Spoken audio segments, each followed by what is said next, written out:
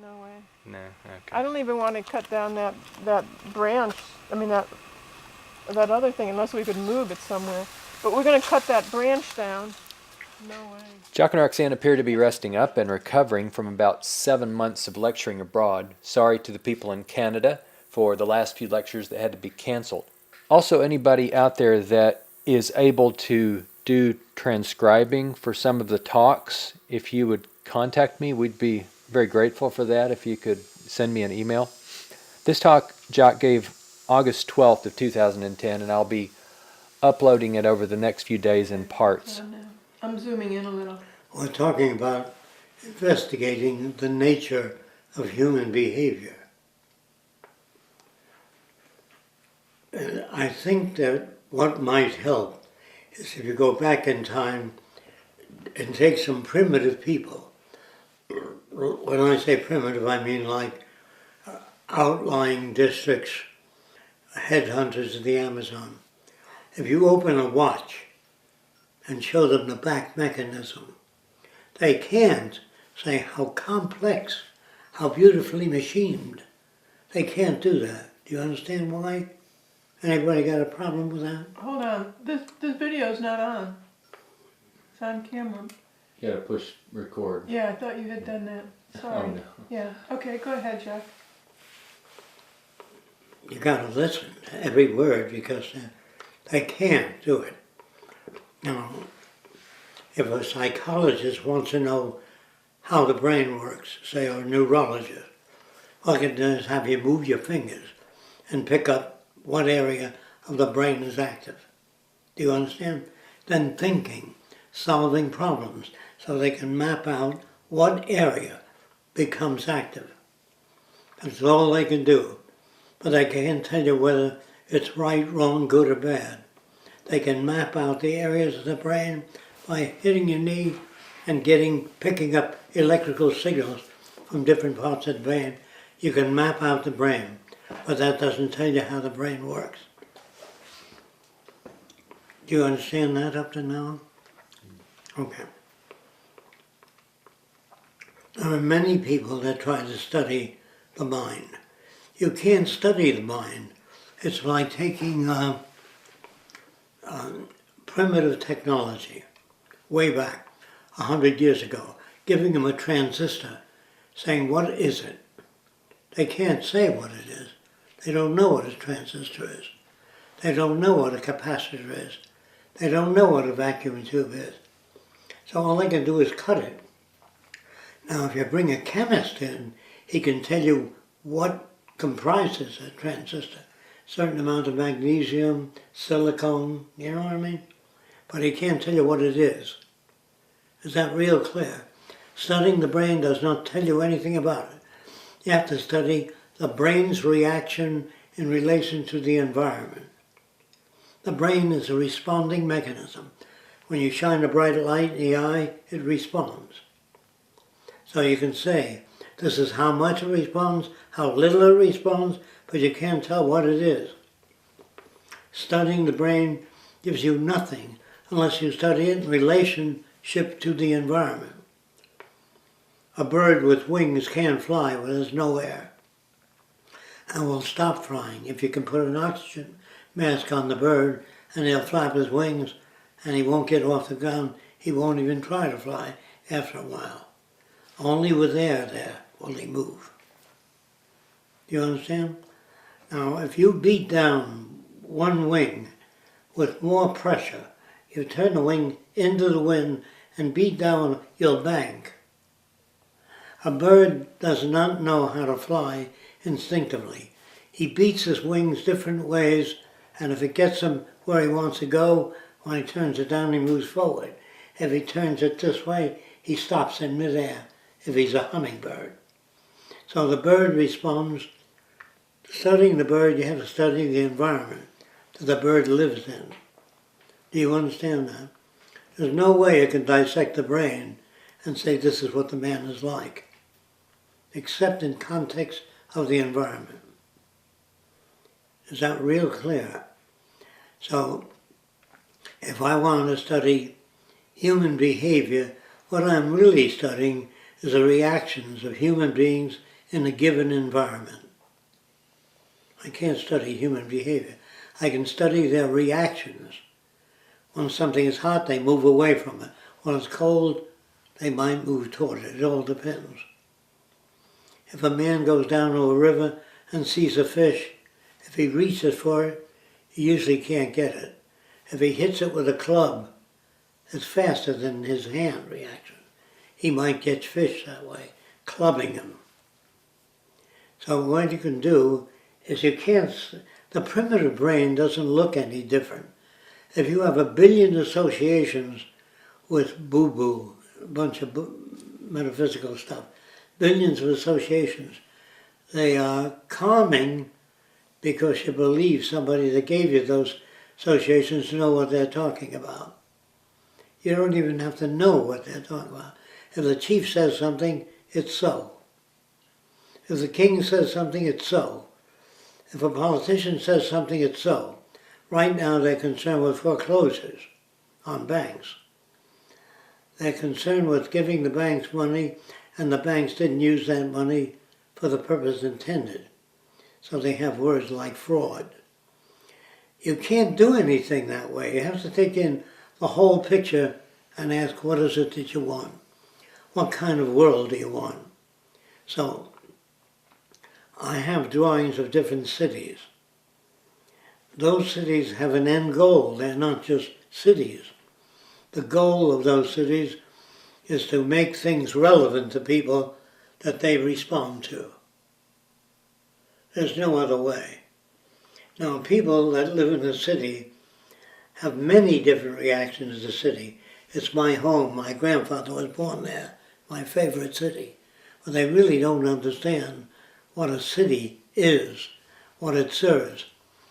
Now, they use words like shelter. Home is a shelter. But when you wear a diving suit and you go underwater, that's a closed environment, shelter for underwater living. If a man goes out into space, he brings with him the air in a suit. And in that suit he has all type of equipment he may need on that mission. If you give him a book, a novel to take out into space, it's dead weight, doesn't serve anything. If you give him an emergency book of what to do when oxygen stops or something goes wrong, that's something. But a book about how Seminole Indians treat fish would have no use in space. Our society is loaded with how Seminole Indians treat fish. There's lots of superfluous information, superfluous to the needs of people. Must everything be scientific? If it is not, it's less valid. Is there a place for non-scientific? By non-scientific, do you mean speculative notions? Or scientific is, I don't know, let's try to find out. Does it mean you'll find out? Not necessarily. You'll find out if you have the appropriate needs. So you can't ask, what is the brain? Or how does it work? Except in context of a situation. I think there are some animals that respond to largeness. A bear, when he stands up, he doesn't try to impress you with his size when he stands up. He stands up, and if you react, he just stands up again. But it is, I'm going to stand up so I'll look bigger, so I'll scare the guy.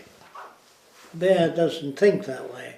The neurologist that wants to study human behavior is brought up to believe in free will to start with. So he's already jammed. He's already hurt. Because he can't look at anything objectively, no such thing. You can only write down when a man sees lava, if he sticks his finger in it, it burns, he stays away from it. You can only do that. Now the chemist wants to know what lava is. He can tell you so much magnesium, so much melted rock, but he still puts a label on it, he calls it lava. And that means a word used assigned to something. If a person misbehaves or behaves very badly or behavior unrelated to the situation. Like I've seen a kid run over by a car, and the mother says he can't be dead, he must be alive. He can't be dead, meaning the situation is unacceptable. She's responding more on a feeling tone rather than relevant. Sometimes if you like somebody and they die immediately, say he can't be dead, he was just having a bowl of oatmeal. So you can't do that. You can only say that I didn't expect that, or highly improbable. I thought it was. Anyway, you can only talk about your relationship. So if you meet with a person and say, I'm going to exaggerate here, they have 1,000 neural associations, in the brain. And then you meet a person with 40,000 associations. When you talk, there's more response. Less response with less associations. Do you understand that? If a person's very simple, he says, God wanted it that way, that's why it's that way. Well, that doesn't tell you a damn thing, except that person's reaction. Using reason with them does not work unless you equip them with the tools of reason. Now, there are no tools of reason except specific tools of reason. How to fly a kite, how to build a wheel, that's specific reason. But general reasoning cannot be imparted to people, particularly if they like things the way they are, meaning if their reactions are very simple. Now, the reason most people behave badly or poorly is because they understand simple things.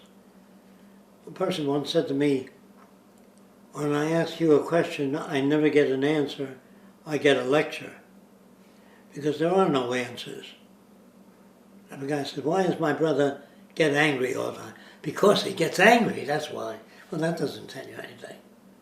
So, if you've got to remember, if a person's that simple, you don't have the time to fill in all that detail unless they say, I'd like to know step by step what made my brother get angry. And that's good, because it shows some kind of inquiry. Even if they learn the words, don't know what it means.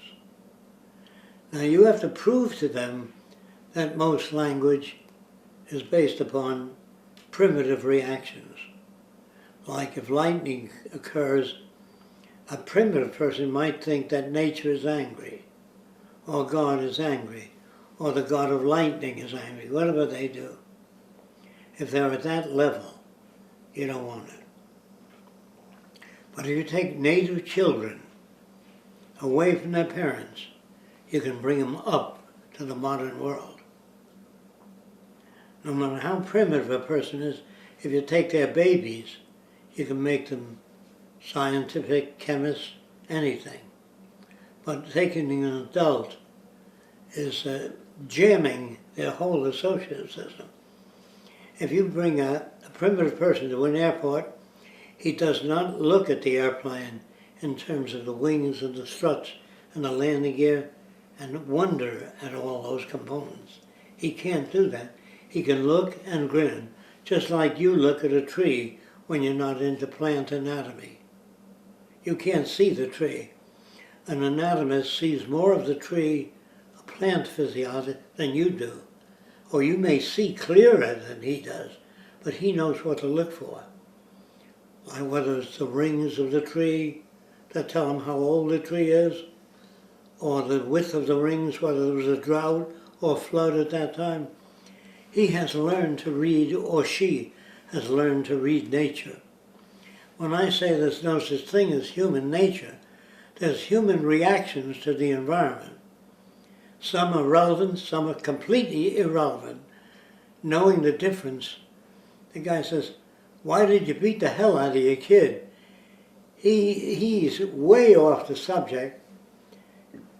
The guy might say, because my kid didn't listen to me.